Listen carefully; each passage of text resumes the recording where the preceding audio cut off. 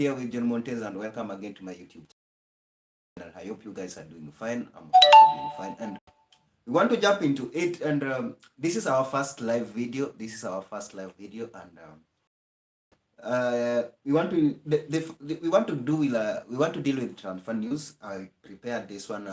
Enzo Fernandez. This is the latest transfer news about Enzo Fernandez, which is close to sign for Chelsea.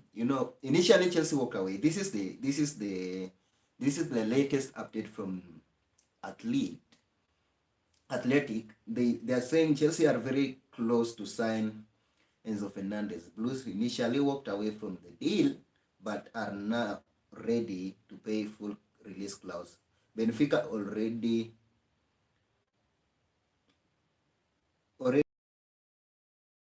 to Benfica already searching for replacement. So this deal is very, very, very close. It will cost them around. I tried to check. It cost them Enzo Fernandez around 106 million. Currently in the transfer market, it's not wise to any club to try to fight for a player with Chelsea, because they are good in the way they do their transfer window. They are good. They have a strategy of doing their transfer window. They have that strategy of doing that transfer window. So that one helps them. A lot. So I think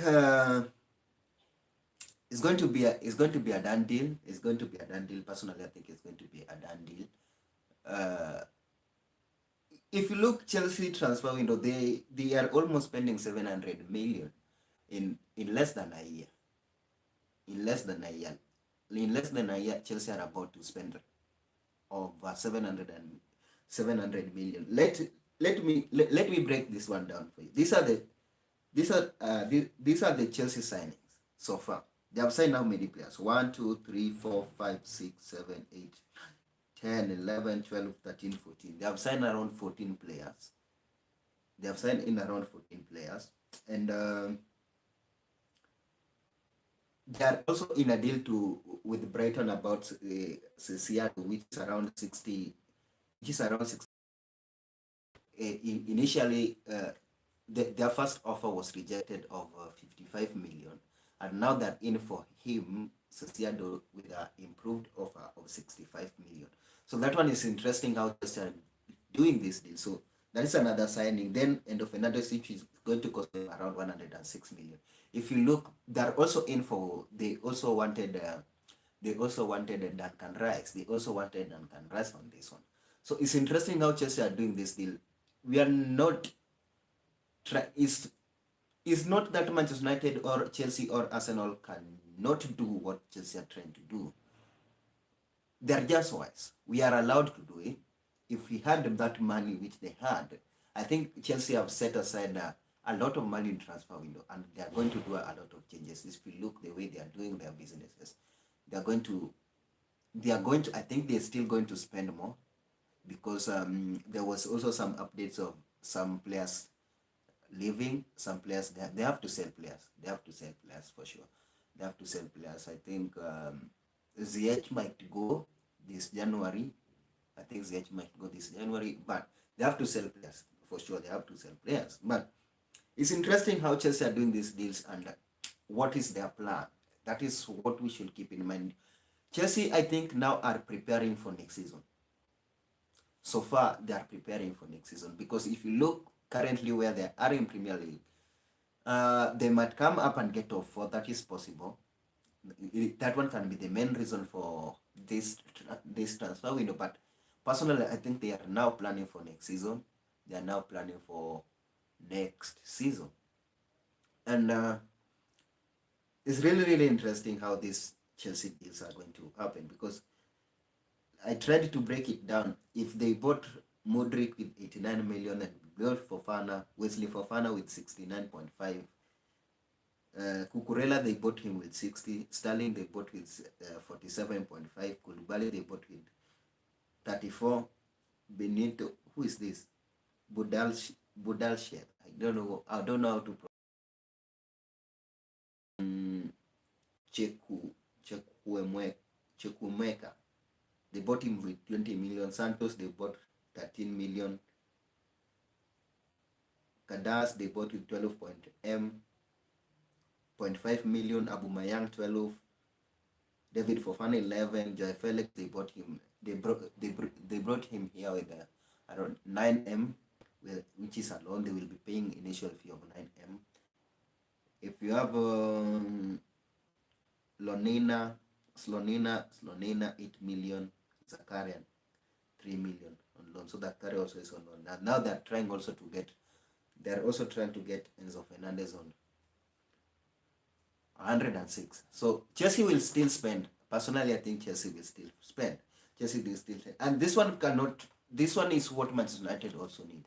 This is also what Manchester United need. They need to back up their manager. If you back up your manager, you will be able to get results. I hope these players are what Potter asks for. Yes, I can say some players here, some players here to Chelsea, but it's good to back up your manager. According to where Chelsea is, it's good to back up the manager, and they have money to do that. That is the interesting part. They have money to do that. They have money to back their manager. They have money to do that. So it's common. Let them spend. Let them spend, and they are really spending nicely. They will incur some losses. Yes, you cannot invest in a lot of players like that and don't make a loss. Sometimes they have to make a loss, and we will see how it plays.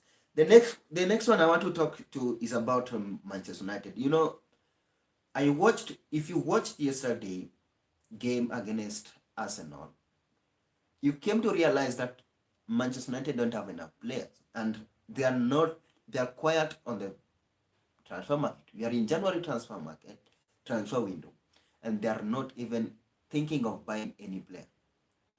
They're not even thinking of buying any player. That is interesting. It's not interesting. It's shameful. If you look Man City, Man City brought in somebody. No, Man City haven't brought in somebody. Arsenal, they have already done how many deals? They have already done 2. They have already done 2 deals. Chelsea, look at top 6, what they have done. Top 6 have already done something on the transfer market, on January transfer window, and Manchester United are still quiet. That one doesn't make sense. Is it we don't have money? I don't think so. We have money to spend. I think we have money to spend, but we are still quiet. We have how many games? We have 11 games from now to the end of February. We have 11 games to play. We have a limited number of players. We don't have enough players. We don't have enough players to compete. If we lose to get Champions League slot, it's because the manager was not backed. Let me be honest. It's because the manager was not backed. We brought in Weghorst on loan. We didn't buy him. We don't have a backup. We don't have backup in some. These players can be exhausted. Look at Arsenal. Arsenal are now, they know the only way to win this league now is they need backup because they need rotation. If they need rotation, if you don't have enough quality of players, you want to win the Premier League, or you won't win anything, or you won't win cups. And now they are trying so much to get in players. And they have already done 2 deals. I think they are almost going for 3rd deal. But we have Manchester United here. Nothing is going on. Nothing is moving. Nothing is proceeding at the moment. Yes, there was an update which came from Sky Sport about Griezmann to Manchester United. Manchester United are looking at option of Griezmann. I don't think they are going to sign Griezmann. Let me be honest. It's not possible. I don't think we are going to sign Griezmann. If it might happen, but I don't think we are in for it. We usually scout players, and that is what we have been doing for a long time. So I don't think we will be in for Antonio Griezmann. I don't think. But we still need like 3 or 4 players, because now currently we are now fighting top 4 battle. We are not fighting for title. I think we are out of the title race. We are now fighting for top four, getting a Champions League slot. Newcastle are good. They are also spending. Chelsea are spending. Liverpool, Liverpool are. We have also brought in a player. Man City are spending. They have bought in one player. Who again is there? Look at the clubs which you are competing with. They are doing business, but us, we are just quiet. I don't know how well this team will perform until the end of the season. It's really shocking. If you look yesterday game against Arsenal, Manchester United against Arsenal, they outsmarted us, and now Arsenal are unstoppable. Let us be honest, Arsenal are now unstoppable. We could have won that game if we could have enough players. If we could have done proper rotation. Man City does proper rotation. Now you have Manchester United doesn't even do rotation, which doesn't make sense at all. We stick with them 11 each and every game. They play Monday, they play Sunday, as Sunday, Wednesday, Sunday, Wednesday. Weekend is they are also human. They are not robots. They are not robots. So it's really interesting to see how this thing will work out with uh, with the Manchester United. With Manchester United. Let me just get into something. Another interesting thing we want to talk about is this Everton. Everton sacked. They sacked Lampard today. I think it was a nice thing. It was a good thing to do. In this recency, in this, they haven't performed well.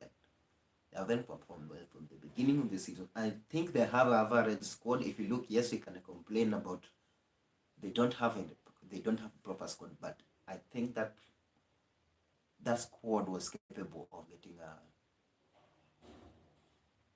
I think it was capable of getting number 12, even to finish 12. But currently they are bottom 3. They are now fighting for relegation. I think Everton will come back if they bring in a new manager, so it will also depend with who are they going to bring in and how are the board going to support his manager. That is also a key role here. How are the board going to support in a new manager? That is also interesting to check how they're going to support in their manager. So, which I was trying to check which manager they're going to go for. It's not easy to tell. It's not easy. Currently, I don't think the managers in the market, it's not easy. It's not easy. I was thinking of Pochettino, but I don't think Pochettino would love to take that job. I don't think so. I don't think so. At all. I don't think so. Another thing I wanted to talk about is I think I wrote something down here. Yeah, is Arsenal deal. I've talked about this Arsenal. To be honest, Arsenal currently are unstoppable. They are unstoppable, and it's not going to be easy if they continue the way they are backing in. They are now backing in a manager. They're trying to build. They're trying to build their bench, and it's really interesting. They have quality. Yesterday they outsmarted us, and that one is really interesting how Arsenal are going. It's really interesting how Arsenal are doing things right now, and I don't think Man City will stop them. Although Man City are also good, but I don't think Man City will stop Arsenal. I don't think so. I don't think. Let me be honest. Arsenal currently are dangerous. Yeah. At the moment, they're the best team in the league. At the moment, they are on form. These two games against Man City will also determine their league position, because Man City also have a tendency of going into a good run. They have a tendency of going into a good run currently they have almost they have finished let me see the next game, the Arsenal next game. Let's just get Arsenal next game, then get Man City next game, and see how many points can Arsenal take on this game. Let me start with Man City. Let me start with Man City. Man City next 5 games, they will be playing FA Cup on Friday. So let me take Premier League. Let me check on Premier League. The next game will be Tottenham on Sunday, Premier League. Man City getting Tottenham again. This one also is going to be interesting. Second leg. I think they might get 3 points here. They really dismantle Tottenham in the first leg. I think they will get points here. They can get 3 points there. Then the next game is Aston Villa, which I know they will get points there. They will get 3 points there. Then the next game is Arsenal. So that is really, really interesting. That game, first leg against Arsenal, it's really, really interesting. Those 2 games. Arsenal, then they will have Nottingham Forest, then they will have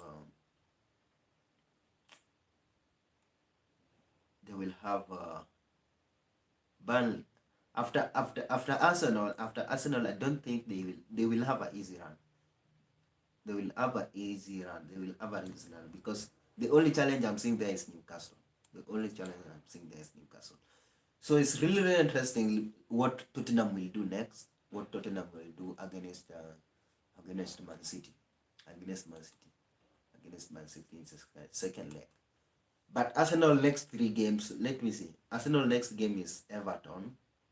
Premier League game, it will be Everton and Brighton. Everton currently are struggling. They will get 3 points against